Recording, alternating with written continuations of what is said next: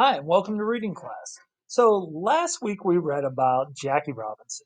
And while we were reading about him, we found out a lot of information on him. We found out the type of person he was, what his goals were, and why he was so important, not only to the sport of baseball, but to the world. Because if it wasn't for Jackie Robinson standing up for what was right and for wanting to have his civil rights. Remember, civil rights are rights that everybody should be entitled to. Nobody should be told where to sit, where to eat, or how to do things.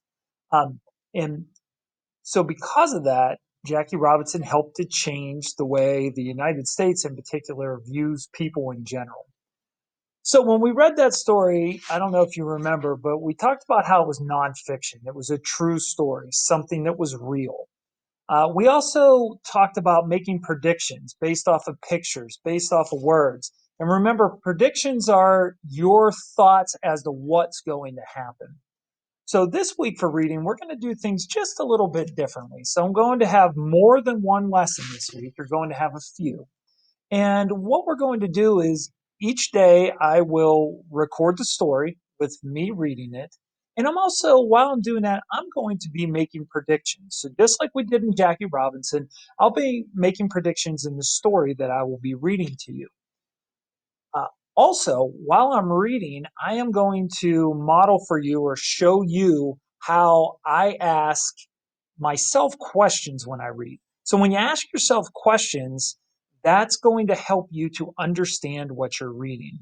If you just read the story and don't think about it, or don't ask yourself questions, or don't ask other people questions, then you're going to forget what you read, and it's really not going to make any sense.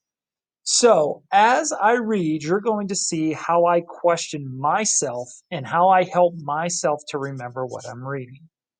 Now, the very last thing I want to tell you before we get started with this week's lesson is we will be reading different types of stories. We will not just be reading nonfiction. You will see some fiction stories as well.